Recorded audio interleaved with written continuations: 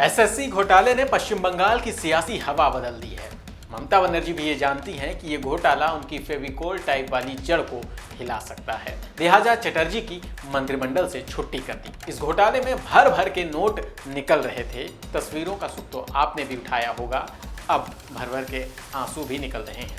अर्पिता मुखर्जी और पार्थ चटर्जी का क्या हाल हो रहा है, अब तक इस मामले में क्या क्या कार्रवाई हुई है, ये सब बताएंगे इस वीडियो में। साथ ही ये भी बात करेंगे कि नेता इतना सब जानते हुए भी कि चूक अगर हुई तो पकड़े भी जाएंगे, फिर मानते क्यों नहीं। नमस्कार, मैं हूं गौरव मिश्रा और आप देख रहे हैं news room post. Arpita Mukherjee को कैश क्वीन के तमगे से नवाजा जा चुका है। अर्पिता के अलग अलग फ्लैट से अब तक करीब 50 करोड़ रुपए से ज्यादा रकम बरामद की जा चुकी है। किलो भर भर के सोना बरामद हुआ है।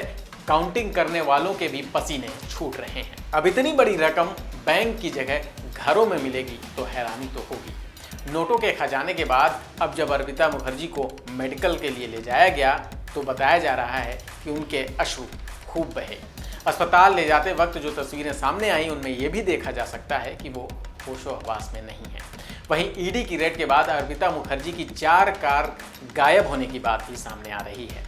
ईडी के सूत्रों की माने तो अर्पिता की ये चारों कारें उसके डायमंड सिटी कॉम्प्लेक्स से गायब होने की बात कही जा रही है। इन 4 कारों में से 2 कार अर्पिता के नाम पर हैं। अर्पिता के डायमंड सिटी फ्लैट से गिरफ्तारी होने के बाद से ही इन कारों के गायब होने की बात कही जा रही है। वहीं अब सीसीटीवी फुटेज खंगालकर इन गायब कारों की खोज भी शुरू हो चुकी है। गायब हुई इन 4 कारों में से 2 जो अर्पिता के नाम पर हैं, उनमें होंडा सिटी और ऑडी शामिल है। आपको बता दें कि अर्पिता मुखर्जी जब इस पूरे मामले को लेकर मीडिया से मुखातिब हुई थी तो बहुत ज़्यादा कुछ बोल नहीं सकी थी, उसकी स्थिति में नहीं थी।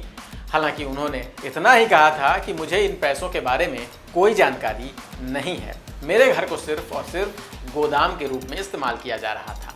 अर्पिता की मां ने भी मीडिया से मुखातिब होते वक्त ये कहा था कि उन्हें इस बात की जानकारी नहीं थी कि उनकी बेटी के पास इतने सारे रुपए हैं।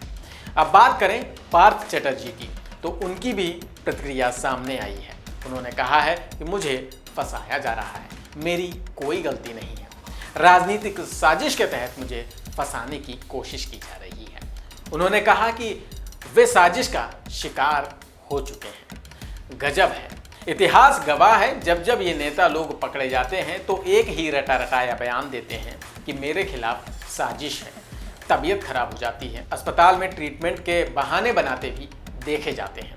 अभी सत्येंद्र जैन को ही ले लीजिए, दिल्ली के मंत्री हैं, उनको लेकर भी ईडी की टीम जब अस्पताल पहुंची तो देखा कि वो आराम फरमा रहे थे। एक तरफ तो देश के बैंकों तक में पैसों का सूखा पड़ा है, दूसरी तरफ घरों में नोटों के पहाड़ निकल रहे हैं। एक बात और भी है, लोगों को ये पता है कि पकड़े जाएंगे तो फजीयत भी होगी, जेल भी जाएंगे, लेकिन फिर भी काम यही होते हैं।